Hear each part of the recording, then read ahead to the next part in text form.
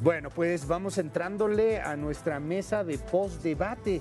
Hoy tenemos una mesa con Gabriela Cuevas, ella es representante de la 4T, de Morena, del Verde, del Partido de Trabajo, del oficialismo. A final de cuentas, Gaby, bienvenida, ¿cómo estás? Muchas gracias por la invitación, Luis, un gusto estar en esta mesa. Te aprecio mucho que estés aquí con nosotros. Está también con nosotros Fernando Belaunzarán. Fernando, bienvenido, ¿cómo estás? Encantado de estar contigo, Luis, con Gabriela, con Braulio.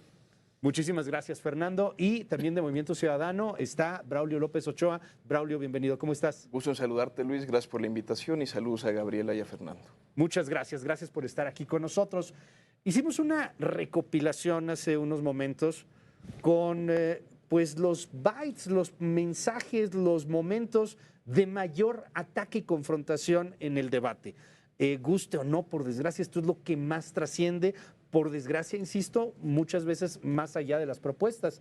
Esto fue lo que sucedió en el debate presidencial que acabamos de ver. Así se atacaron los candidatos, así decían quién podía ser más corrupto, quién era menos corrupto. Veamos esto. Aquí la candidata del PRIAN, pues la verdad es que dice muchas mentiras porque no sé con cuánto dinero va a poder pagar los medicamentos en instituciones privadas, porque además, como ya lo dijimos, eso genera enorme corrupción. Aquí hay un caso de mentira de la candidata, en donde muestra que iba a donar su departamento al colegio salesiano. No solamente no lo vendió, sino que no solamente no lo donó, sino que lo vendió a la sobrina de Felipe Calderón por millones de pesos. O es otro caso de impunidad, absoluta impunidad. El estudio de DNB dijo claramente que una de las causas raíz fue el mantenimiento y era tu responsabilidad aunque lo niegues.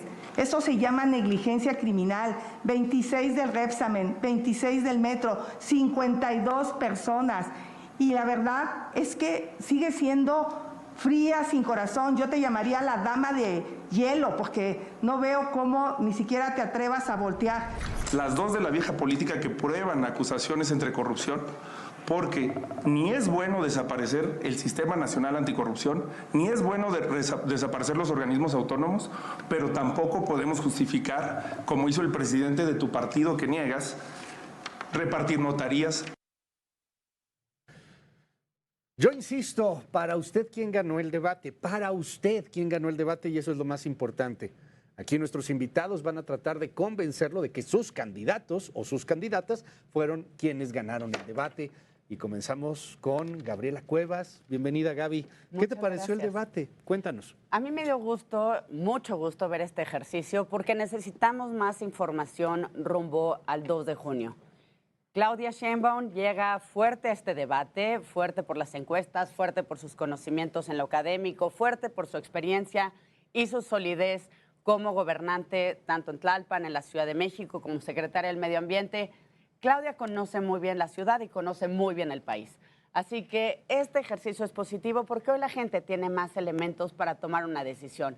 México va a elegir a su primera mujer presidenta de la República. Eso en sí ya es una buena noticia, pero elegir a alguien que tiene la preparación, que tiene la experiencia y que, como vimos hoy, tiene los resultados, a mí me da muchísimo gusto, Luis, tener esta oportunidad para verlo contrastado, para conocer los resultados que dejó en la Ciudad de México y qué más elocuente que el debate que acabamos de ver.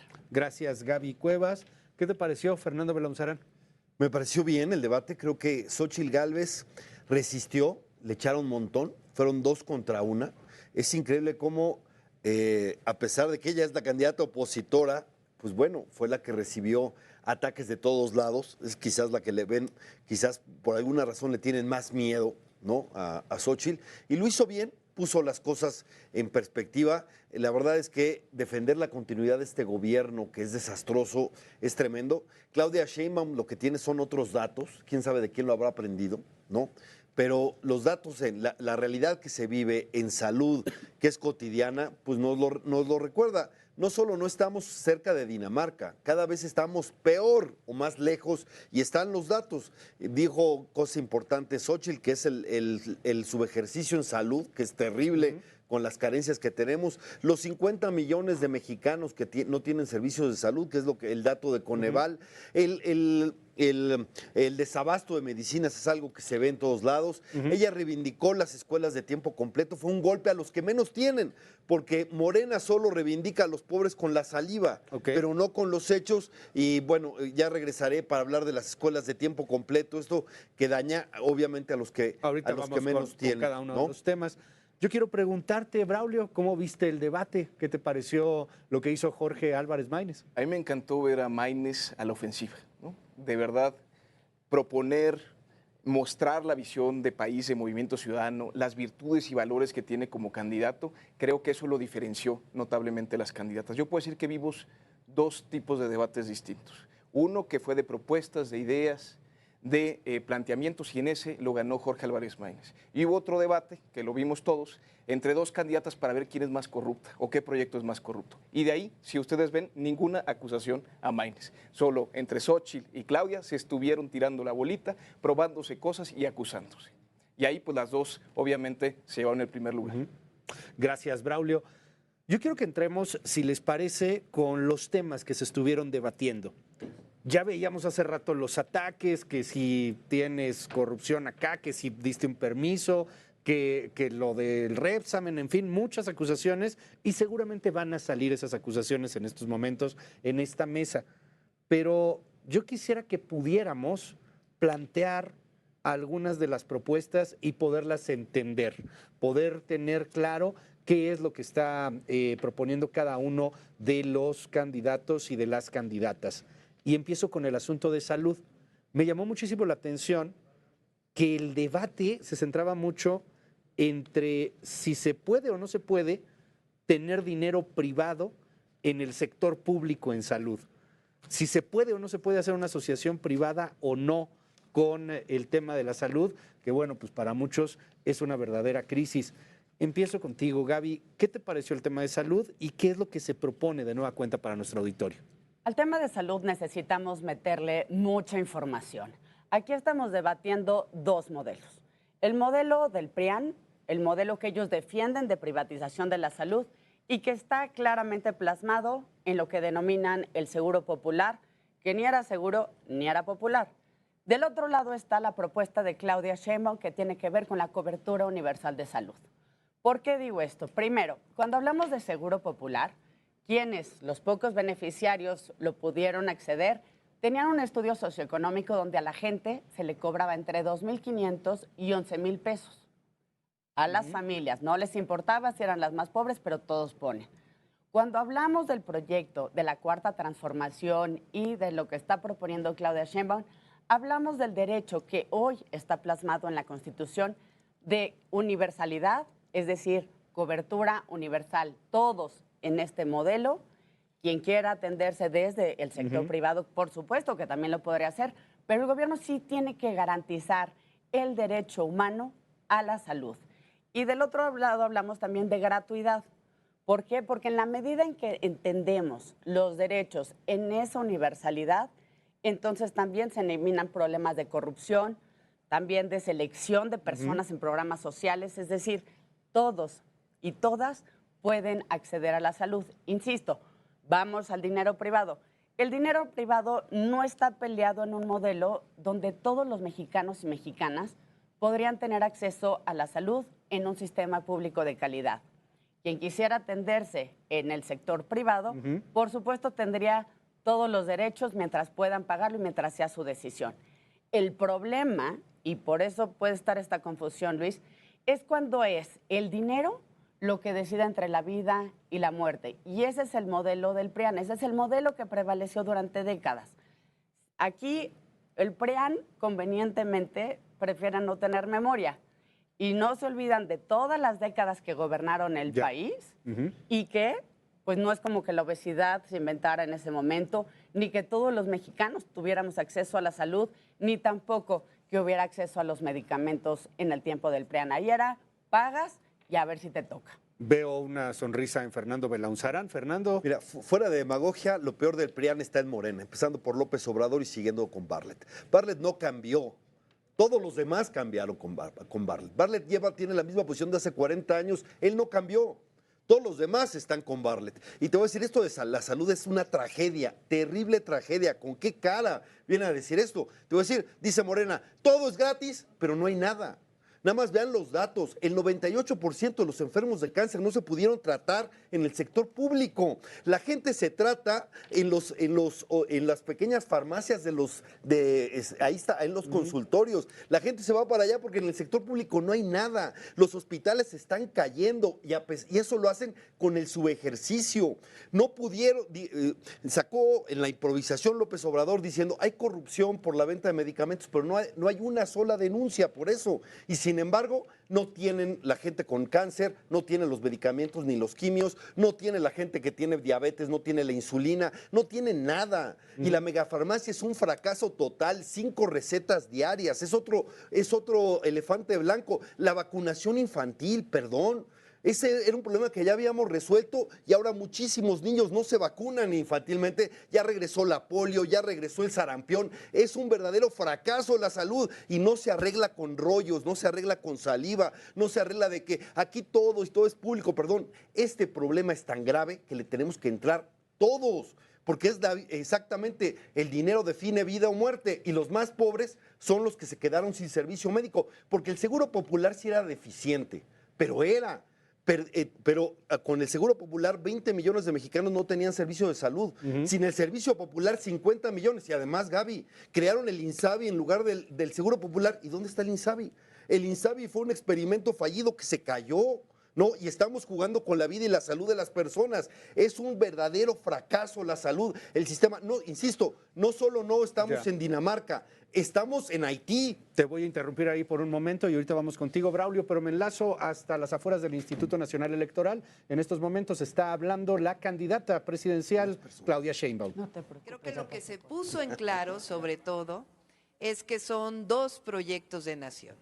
Un proyecto que representa regresar al pasado de corrupción, de privilegios, del PRIAN, y otro proyecto que representa seguir avanzando con la transformación. Eso quedó claro que tenemos propuestas y quedó claro que nosotros somos serios. Quedaron ahí algunas cosas por responder, que los vamos a hacer en las redes sociales, particularmente de Morena. El tiempo no da necesariamente en los debates, pero salimos contentos, triunfadores, y no solamente ganamos el debate, sino que vamos a ganar la presidencia de la República el próximo 2 de junio. Iniciamos preguntas con Laura Cardoso de Grupo Fórmula. Vamos, es parte del mensaje que acaba de dar Claudia Sheinbaum. Está respondiendo a algunas preguntas de los compañeros de la prensa. Regresaremos al Instituto Nacional Electoral en un momento más. Pero nos quedamos en el asunto de salud, las propuestas, los ataques, lo bueno, lo malo, lo que hay que cambiar, lo que hay que dejar. ¿Qué dicen el Movimiento Ciudadano, Braulio? Pues primero que afortunadamente no solo hay 2 modelos, sino que hay 3 modelos. ¿Y a qué me refiero? Había un diagnóstico de corrupción antes del 2018, también lo hay ahorita, pero que era verdadero. No puede decir nadie que Javier Duarte en Veracruz no hizo un aprovechamiento y una corrupción desmedida totalmente en el tema del Seguro Popular. Ahora, también hay que decirlo con claridad. Este gobierno, cuando se requería el bisturí, sacó el machete, sin entender justo lo que estaba haciendo. Y es muy claro, porque el mismo gobierno de ahorita que propuso el INSABI, fue el mismo que eliminó el INSABI porque supo que no era eficiente. La misma candidata lo dijo en el debate el día de hoy. Es evidente que sí hay un desabasto de medicamentos, que sí hay un problema con la vacunación en el país, que sí hay más gente sin un sistema de salud con el cual cubrir sus cosas. Entonces, pues obviamente sí hay un esquema muy dañino. Ahora hay que ver lo que propone Maynes. Maynes propone una universalización, pero de verdad.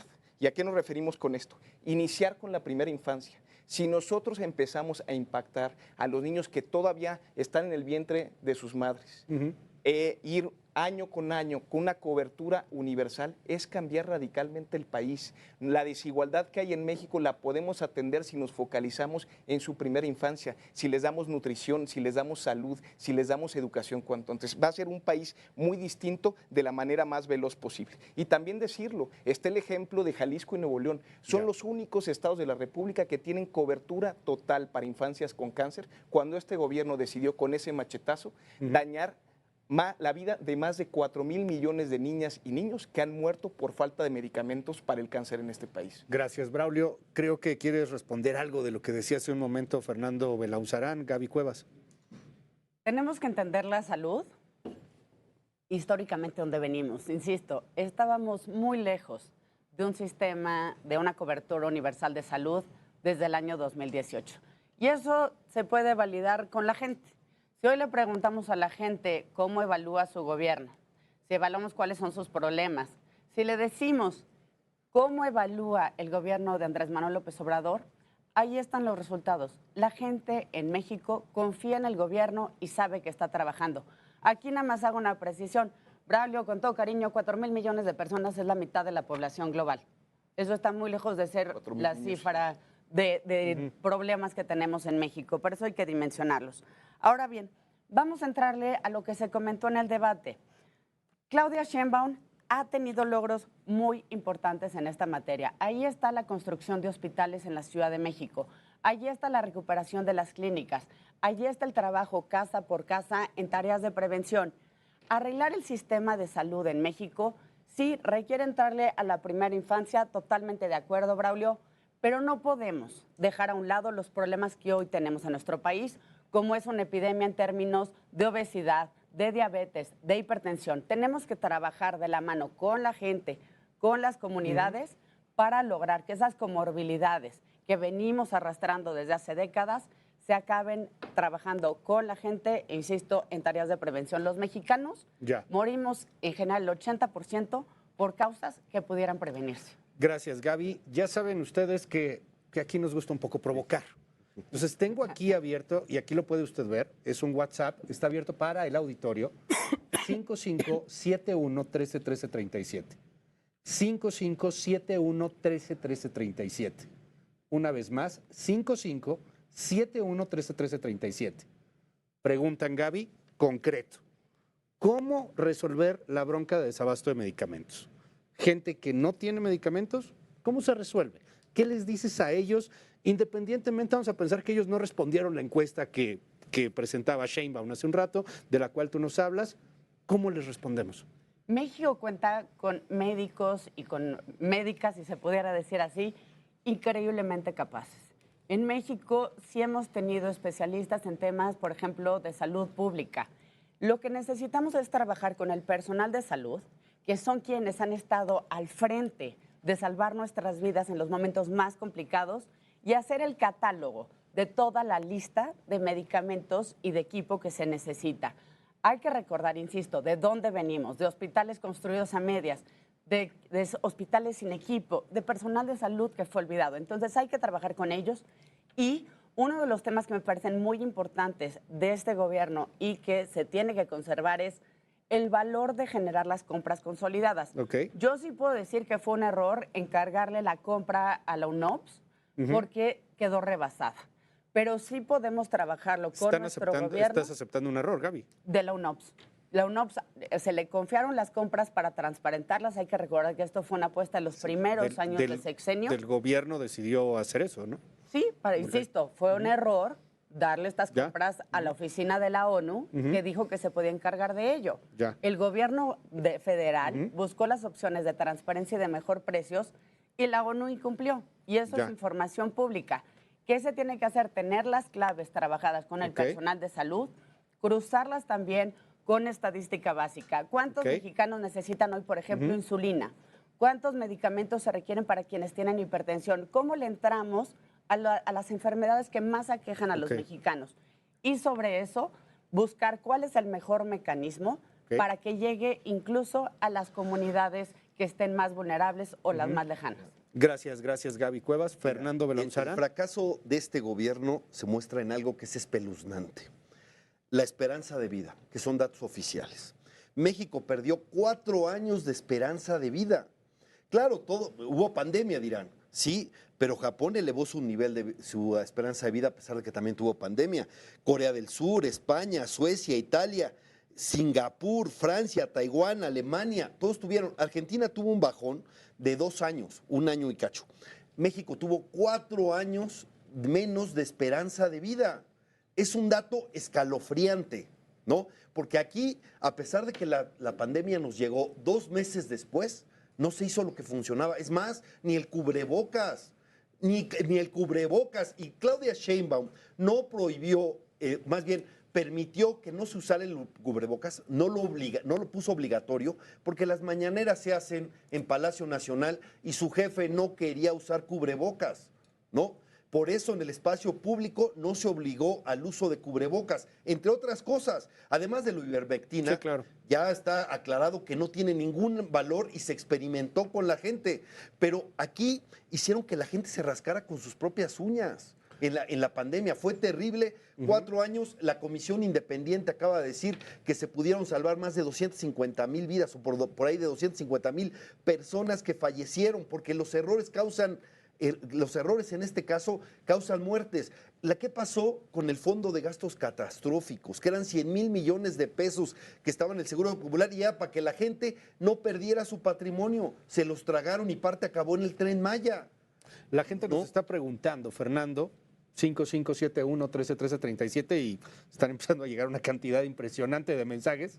La gente nos está preguntando cómo van a garantizar, y te lo dice por ejemplo aquí alguien, el vocero del PRIAN está comparando la situación actual de México con países del primer mundo. Es lógico que no van a poder hacer eso. No hay medicamentos. Pregúntenle al representante del PRIAN por qué no se manifestó antes sobre los cárteles de las medicinas. ¿Cómo van a garantizar que no haya corrupción como lo hubo antes? Primero, yo soy aquí representante de la sociedad civil. Okay. El apoyo a Xóchitl Gálvez es de 3 partidos y de la sociedad civil, ¿no? Y yo estoy ahí trabajando en el Frente Cívico Nacional. Entonces, no me pongo ese... No eres del PRIAN. No, yo nunca he estado en... el que sí estuvo en el PRI fue Andrés Manuel López Obrador, ¿no? Y estuvo incluso en la votación de Carlos Salinas en el Pero esos que están atrás, Fernando, ¿cómo garantizar que no venga corrupción? Es que te voy a decir, el problema no existía.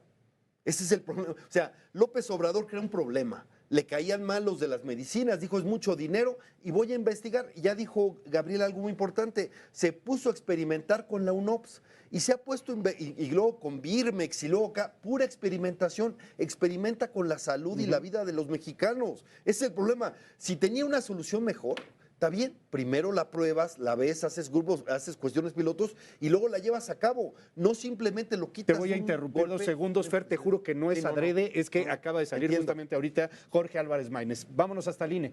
Feliz porque hoy México pudo conocer por qué necesitábamos estar en la boleta, por qué no podíamos formar parte de ninguna de las coaliciones de la vieja política que se exhibieron como lo que son. Partidos corruptos, anacrónicos, que no dan respuestas a los problemas que tiene el país, que no le dan respuestas a las preocupaciones de las mexicanas y de los mexicanos y que no ofrecen un futuro distinto.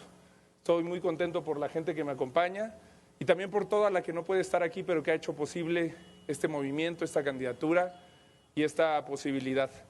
También muy agradecido con el INE, con todo el personal.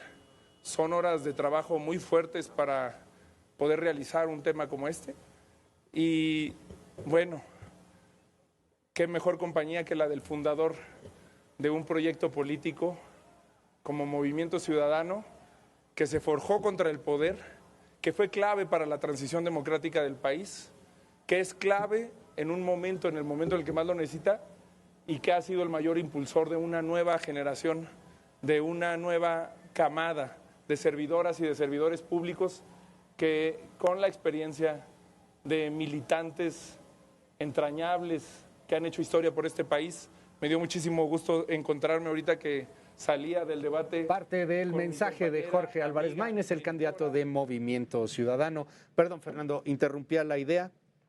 Hablaba sobre salud. Hablaba Mira, el caso de improvisar, ¿no? ¿Cómo improvisas en salud? Y además me dice el compañero, es que se estás comparando con el primer mundo. Quien comparó con el primer mundo es el presidente, él ofreció Dinamarca. Es más, luego dijo, vamos a ser mejores que Dinamarca. Y hoy sigue la gente sin salud. Y hoy la gente de cáncer, que tiene cáncer y familias con cáncer, tiene que vender su casa, tiene que vender el coche, tiene que pedir prestado para conseguir los quimios que no tiene ahí, porque es una cosa de vida o muerte. En la propuesta de Xóchitl Gálvez, ¿alcanza el presupuesto? Preguntan mucho eso, el tema de si se puede comprar medicamento privado. Debo decir, el subejercicio en salud es de más de 200 millones, de más de 1,000 millones de pesos. Por ahí está la cifra. Subejercicio en salud con todas las necesidades que tenemos. Y luego, ¿qué pasa con el subejercicio? Porque yo creo que hay algo adrede.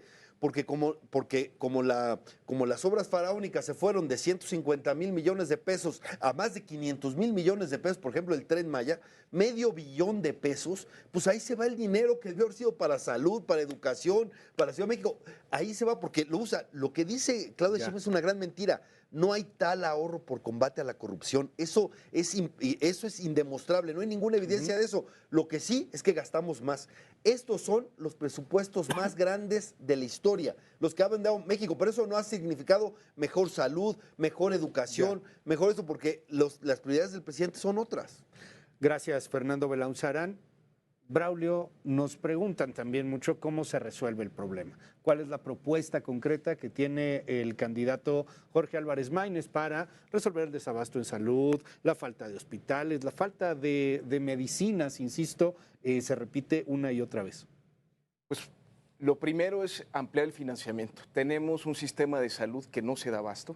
Tenemos que entender que el presupuesto que se requiere, lo dice la OMS, se requiere el 9% del PIB. Tenemos que ampliar esto. El candidato Maínez justo se comprometió en el debate a que esto se vaya ampliando y se vaya en este concepto de universalizar las cosas. Y respondiendo al cuestionamiento de Gaby, son 4,000 niñas y niños. Y que no sirva la precisión numérica para ocultar una política pública que fue totalmente errónea, fue inhumana y fue cruel. 4,000 niños y niñas murieron por falta de medicamentos para el cáncer. Es terrible. Y vamos a otros números específicos. Del INSABI al Seguro Popular hubo 40 millones de consultas médicas menos, 40 millones. Hubo 7.5 millones de consultas de alta especialidad menos. Hubo 1,3 millones mastografías menos en este país y hubo 1.6 Papa Nicolaos menos en este país. Es un fracaso, hay que decirlo con total contundencia y hay que cambiar cómo está el sistema de salud, cómo está funcionando hoy en día. No hay ningún estado de la República gobernado por Morena que esté mejor en salud. Y sí decirlo, no comparémonos con Dinamarca. Jalisco y Nuevo León tienen sistemas de salud mucho más eficientes y hacia allá podríamos ir. Gracias, Braulio. Y vamos a cambiar el tema. Si quieren responder algo, yo nada más adelante, quisiera por hacer favor, algunas Gaby. precisiones, si es posible. En primer lugar, Braulio, tú estás citando la Organización Mundial de la Salud. En todos los análisis que ha publicado la Organización Mundial de la Salud, es muy clara en la interrupción de los servicios esenciales de salud durante la pandemia. De ahí sería bueno que encontraras los sesgos que están presentados intrínsecamente en tus datos. Voy ahora al tema... 9%. Tú citaste a la OMS, te estoy citando también lo que dice la OMS sobre todo el planeta. Ahora bien, voy al tema de la ivermectina, un tema que a Xóchitl le encanta, pero bueno, Xóchitl no lee, y eso no es ninguna sorpresa. Es más, si revisamos las acciones concretas, Xóchitl en Miguel Hidalgo en 2015, cuando hizo campaña, nos prometió, y digo nos porque yo también vivo en Miguel Hidalgo, una clínica de salud de segundo nivel. ¿Y qué creen? Nunca llegó. Xóchitl no cumple. De ahí, si lo contrastamos con Claudia Sheinbaum, ahí sí tenemos hospitales nuevos, ahí sí tenemos clínicas que han sido rescatadas y que hoy tienen horarios de 24 horas. Y entro al tema de la ivermectina para también sugerirle a Xóchitl y a su equipo que puedan leer. La persona que descubrió la ivermectina, el doctor Satoshi Omura, recibió el premio Nobel en 2015 precisamente por el descubrimiento de la ivermectina. Él mismo, insisto, un premio Nobel, antes de que pues crean que cualquiera puede discutir con un premio Nobel, publicó hace un mes un estudio muy interesante donde analiza todos los análisis, todos los estudios que se publicaron hasta diciembre del 2021, es decir, las etapas en las que se estuvo también probando en distintos países la efectividad de la ivermectina, y lo que encontró el doctor premio Nobel Satoshi Omura fue que en el 64% de los ensayos clínicos controlados sí hubo mejora en los pacientes que consumieron ivermectina. Segundo lugar, la FDA apenas hace un par de días empezó a quitar todos los tweets que tuvo contra el uso de ivermectina para el COVID y donde los asociaba con caballos y vacas, derivado a que desde el día 21 de marzo de este año tuvo que llegar a un acuerdo precisamente por las demandas de distintos médicos que le probaron a la FDA que no tenían sustento estas regulaciones. Así que los invito, O sea, en internet se pueden... sostendrían ahorita la estrategia. O sea, estuvo bien dar ivermectina en COVID. Yo no lo digo, Luis, Sí, lo no, no. publica el doctor Satoshi Omura, que fue Satoshi premio Omura, Nobel, premio Nobel de Medicina 2015. galardonado Y por publicado- parásito, por, bueno, y public- una terapia Nobel contra infecciones causadas publicado por parásitos este de gusanos estudio hace en un 2015. Nada más una- Sí, sí, no digo, está bien, pero... Sobre el COVID. No, yo lo sé, concretamente Gaby, sobre el pero COVID. nada más para que nos quede súper claro.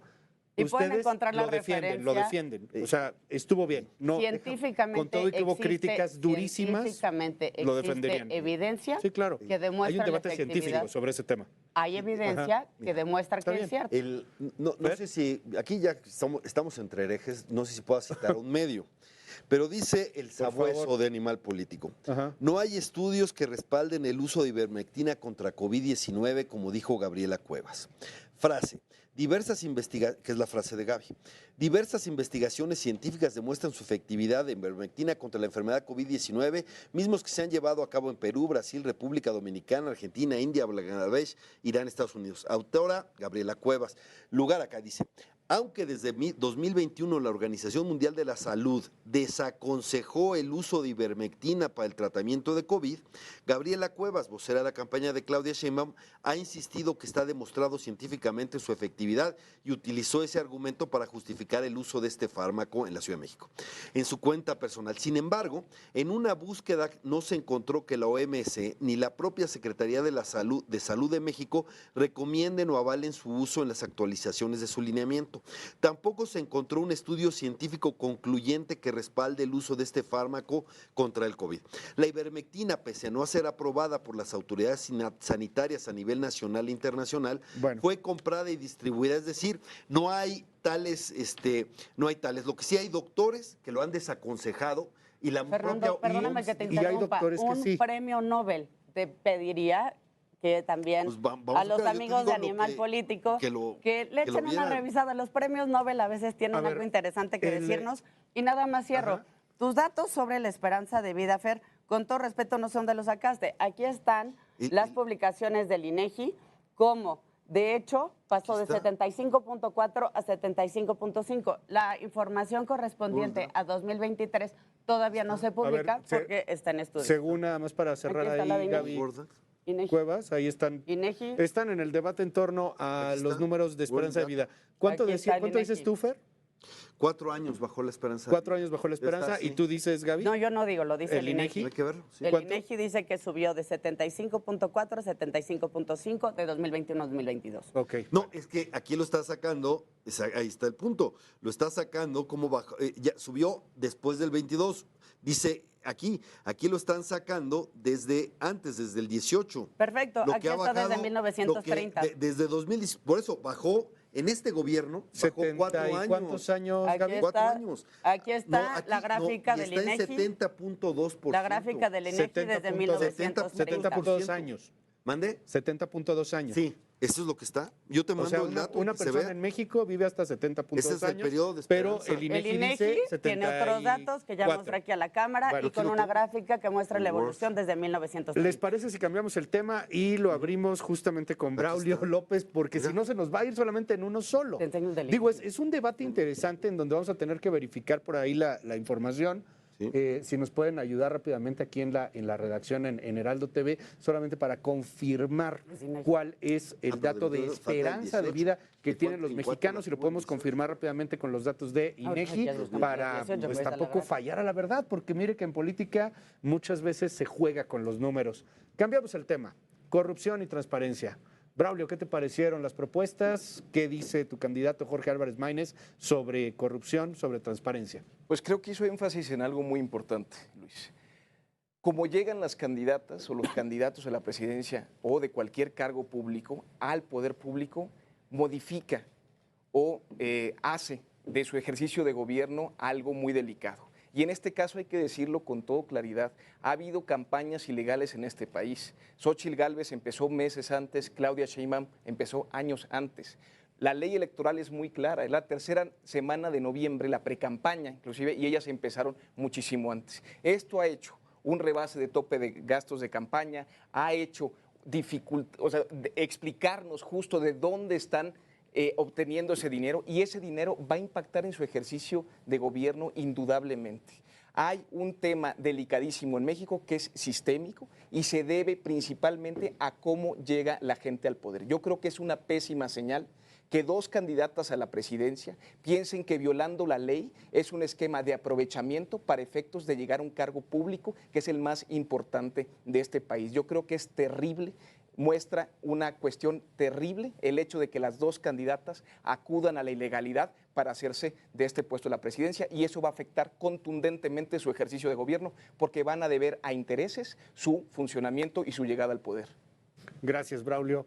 Gaby Cuevas, transparencia y corrupción. Aquí, primero, los hechos hablan. Ya Claudia fue muy clara en todos los reconocimientos que tuvo por su gobierno al frente de la Ciudad de México, reconocimientos incluso hechos por organismos internacionales.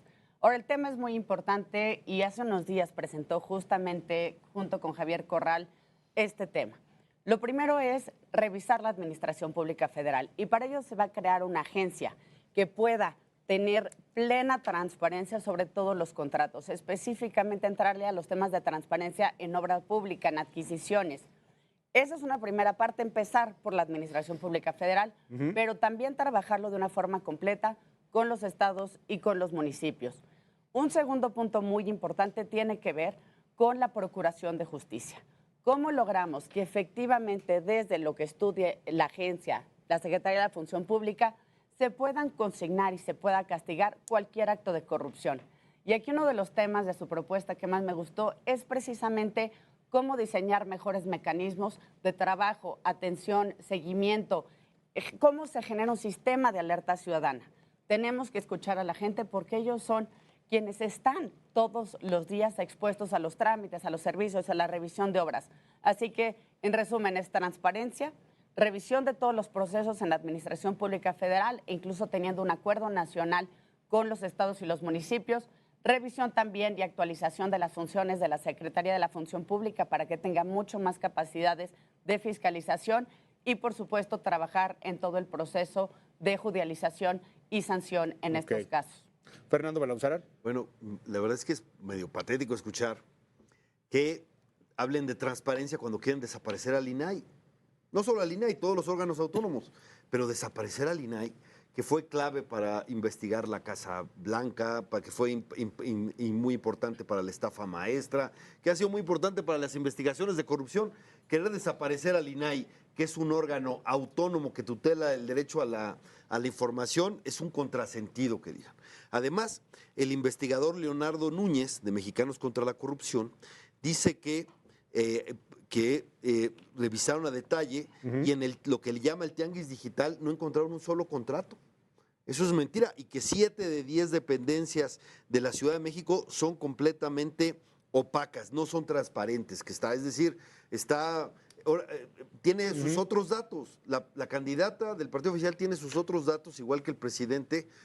¿Quién podría pensarlo, verdad? ¿Cómo se nos puede ocurrir? Pero el tema es que hubo dos grandes logros en el sexenio anterior, donde había una conciencia de la gran corrupción que había, porque nadie sacaba un pañuelito blanco diciendo ya acabé la corrupción acá, sino que tenías conciencia del problema, que fueron, uno, la legislación en transparencia, que fue reconocida internacionalmente. Toda la información que se genera es pública y solo se puede reservar durante un periodo de tiempo, dadas ciertas circunstancias. Claro. Ese es el apunto, y había un órgano garante que obliga a dar a condición. Aquí, hasta el Tren Maya lo hacen de seguridad nacional. Que nos explique, Gaby, por qué no podemos saber la información del Tren Maya sino hasta el 2027, porque es de seguridad nacional, nada más que nos digan, ¿no? O del AIFA. ¿Por qué seguridad nacional? ¿Cómo se construyó el AIFA? Que es un aeropuerto civil, pero guardan la información. Este es un gobierno profundamente opaco, que ha negado mucho más información pública de lo que está.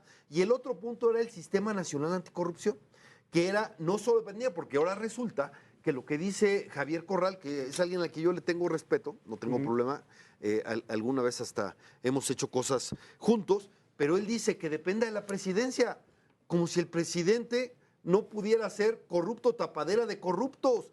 El presidente llega y dice, a ver, denme pruebas de la corrupción del Tren Maya acá. Oye, están los contratos, están las grabaciones, están los videos. Denme pruebas, y ahí están. Y cada día salen más pruebas y simplemente las niega. Que dependa de la presidencia no es garantía de que se vaya a combatir la corrupción, porque puede tener intereses corruptos el presidente, perdón. Eso no puede ser dependiente de solamente el Ejecutivo. Es correcto que haya participación ciudadana y en el Sistema Nacional Anticorrupción, la Secretaría Técnica del sistema la tenían los ciudadanos, la tenía la sociedad civil y eso daba una garantía de combate integral porque efectivamente, y ahí tiene razón Maínez en lo que dice, la corrupción se da en redes, se da de manera sistémica y efectivamente la corrupción en México es sistémica porque es una fuente de financiamiento de la política, ¿no? Vámonos a otros temas, porque si no, no nos va a dar tiempo de analizar varios que están ahí sobre la mesa. Le quiero agradecer también a todo nuestro equipo de producción y de información, porque tengo aquí los datos del INEGI y los contrastamos porque esa es nuestra tarea, contrastarlos, más en un momento en el cual estamos repletos de manejos, pues digamos, muy convenientes de la información. 2019, el total de esperanza entre hombres y mujeres, datos del INEGI, lo estamos viendo en pantalla, de hecho en este momento, fue de 74.8, 2020 68.9, 2021 66.8, 2022 75.2, 2023 75.3 y 2024 75.5. Si nos vamos al total entre hombres y mujeres en el promedio de esperanza de vida, solamente ahí damos el dato y ponemos también la referencia directamente del Instituto Nacional de Geografía y Estadística e Información del INEGI. Tema educación. Usted me está preguntando en el 5571-131337, bueno, ¿qué me está preguntando a mí? Le está preguntando a ellos, yo nada más vengo aquí a dar la palabra y listo. Pero usted está preguntando que por qué no hablamos de seguridad. Sí, tiene razón, el país necesita una discusión profunda en seguridad. Para algunos está cayendo a pedazos, para otros no es tan grave la cosa. Pero hoy no se habló sobre seguridad, por eso no estamos tocando el tema de seguridad en la mesa. Hablaremos en algún momento de seguridad en Heraldo Televisión cuando se hable de este tema también en los debates presidenciales. Hoy por hoy el tema de seguridad no fue uno de los puntos a discutir, pero se repite una y otra vez y lo entiendo perfectamente. Uno de los temas que sí fue el de educación. ¿Qué estamos haciendo bien o qué estamos haciendo mal en educación? Habló Claudia Sheinbaum sobre la nueva escuela mexicana, Gaby. Yo me iría a una reflexión un poco más profunda, si me permite. Por favor. Y es a quién le queremos entregar la educación de las y los mexicanos. Sabemos que el modelo educativo del PRIAN fue un fracaso. Pero hoy tuvimos ejemplos muy claros durante este debate. Para empezar, la candidata Xóchitl Gálvez ni siquiera supo quién era el jefe de gobierno de la Ciudad de México mientras ella gobernó en Miguel Hidalgo. Tampoco supo la diferencia entre un acta de nacimiento y un acta de defunción. Y bueno, ya que podemos decir sobre las clases de civismo, más que pues tener a nuestra bandera de cabeza. Ese es el concepto de la educación para Xóchitl Gálvez. Del otro lado tenemos una Claudia Sheinbaum que demostró con la creación de 2 universidades, con la construcción de nuevas preparatorias en la Ciudad de México y además que tiene un compromiso personal con la educación. Claudia fue la primera mujer en la historia que fue aceptada en el doctorado en Ingeniería Energética en la Universidad de Berkeley. Es una mujer que no solo ha hecho historia, sino que además sabe la importancia de la educación. Y parte de los temas muy importantes que ella comentó es el derecho que hoy muchos jóvenes tienen al salir de secundaria para poder entrar a una preparatoria y que no lo han conseguido. La construcción de preparatorias y sin duda también un tema muy importante en las universidades es prioridad para nuestra propuesta. Otro tema fundamental y que para todas las mamás sobre todo es fundamental, es básico, es cómo vamos a tener una educación para la primera infancia. Es decir, no hablar de estos temas de guarderías o de estancias porque no se trata de guardar o de estar o de aventar en algún lugar a los niños a que les den galletas, sino de generar un verdadero modelo educativo que atienda las necesidades y las oportunidades que qué representa la primera infancia en términos de educación, en términos de cercanía a la ciencia, a la cultura. Te interrumpo, Gaby. Está Xóchitl Gálvez saliendo del Instituto Nacional Electoral. Nos enlazamos. Quiero decirles que México está así y yo lo voy a poner así. Vamos a poner a México de pie. Hoy está de cabeza. Estoy a sus órdenes. Bueno, pues es parte de lo que dice Xóchitl Gálvez. Este es el mensaje que está dando. Fue muy breve su mensaje y abren preguntas y respuestas. Digo, en apego a la equidad, hemos estado transmitiendo lo que dicen los candidatos. Ya en el momento de las preguntas cortamos para continuar con nuestra mesa. Por eso cortamos tan rápido a Xóchitl Gálvez. Gaby, nada más para concluir el tema de educación, ¿algo que decir? Ya lo dije ¿Ya? en general, sí. Si hay alguna ronda, como decían en el debate, me la guardo la bolsita de tiempo. Que nos queda poco tiempo. Fernando Blauzano, Mira, educación. solo muy rápido para aclarar, los datos que yo di de Esperanza de Vida es de Our World in Data, obviamente sacados de ahí, es del 2021. Lo que buscaba es cómo afectó la pandemia en la esperanza de vida. Entonces creo que está bien. Claro que bajó, tiene el dato de 2021, que fue después de Al la parecer pandemia. bajó y subió. 70.2, y te acabo de mandar la gráfica para que se queda. Es cómo afectó la pandemia, lo cual habla también de cómo se improvisó y se hizo mal las cosas en México durante la pandemia. En la parte de educación, mira, es pático las afrentas a la educación. Primero, te puedo decir cómo persiguieron científicos en CONACYT, importantes. Por cierto, una que acaban de nombrar profesora e investigadora emérita en la UNAM, pero los persiguió el CONACYT y no pasó nada, ¿no? Los fideicomisos para la ciencia, para la educación, los quitaron y tampoco salió a defender a los científicos en educación que acabaron en el Tren Maya. Eran incluso recursos que venían, algunos eran recursos privados que habían conseguido, se los tragaron y se fueron para allá. El problema de la deserción, los estudiantes que desertaron durante la pandemia no regresaron. Hay una deserción de millones de niños que ya no regresaron a la educación y eso me parece terrible. Los libros de texto gratuito, el problema es la mediocridad con la que fueron hechos. El problema es la mediocridad y la historia de estampita que dieron. La verdad es que no ayuda mucho a generar la forma que queríamos de estudiantes críticos. Acá lo que buscan es más bien estudiantes adoctrinados, controlados, etcétera. La educación es una cuestión lastimosa.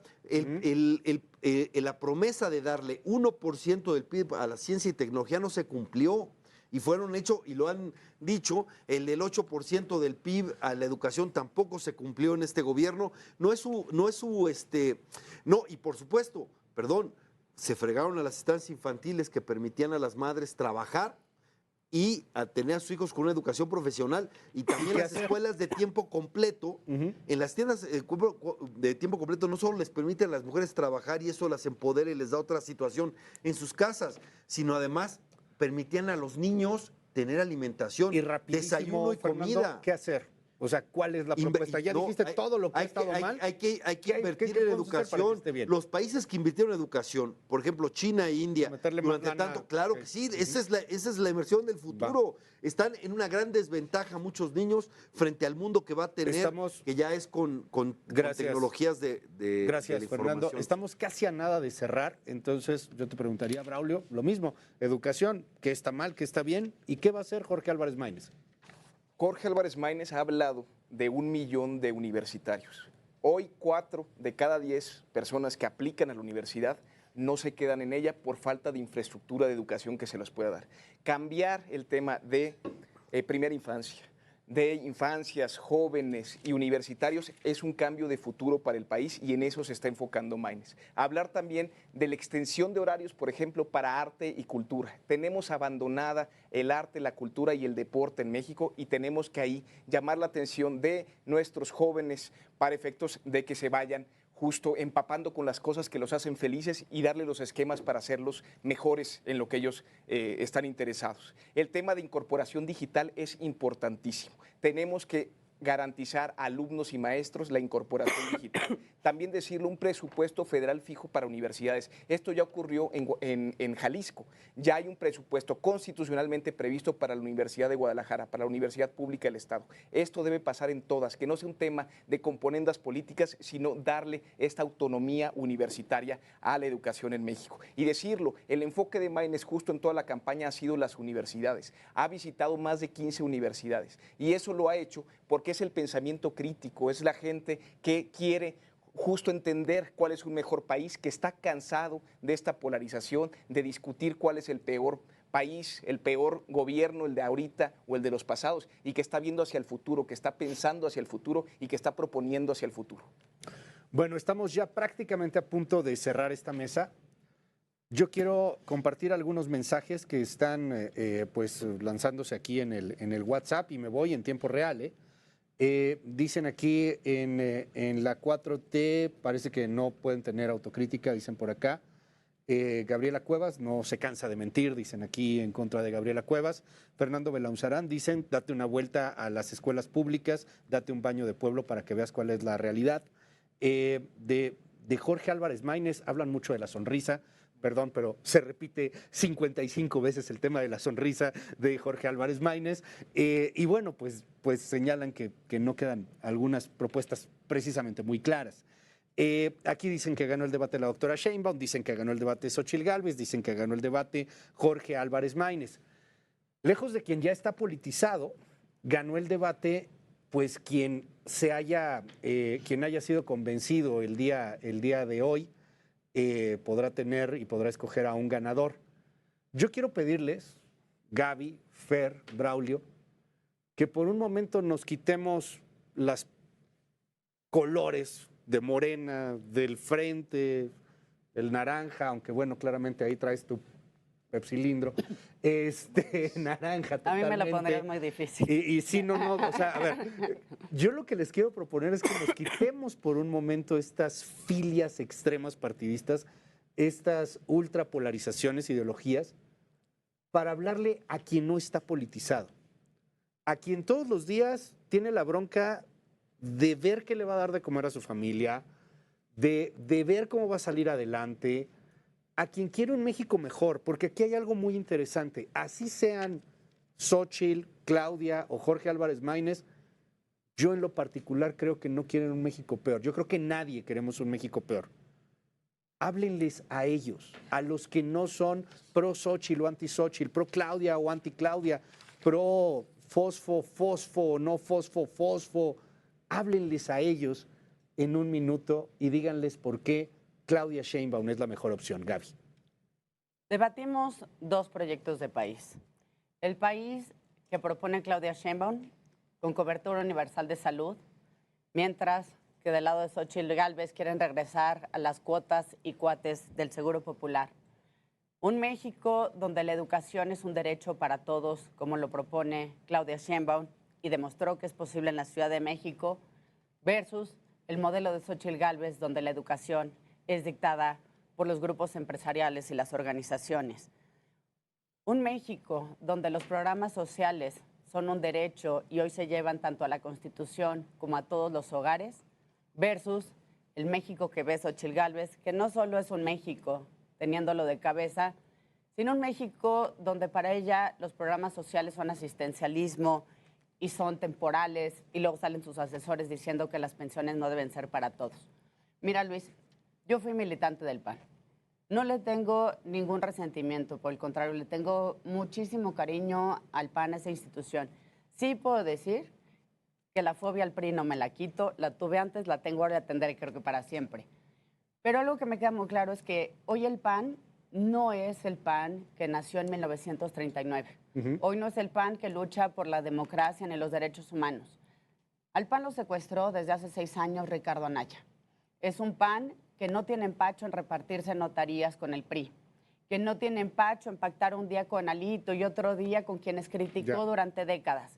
A esos panistas en especial, porque son con los que yo muchos años caminé, les digo, revisan las propuestas de Claudia Sheinbaum.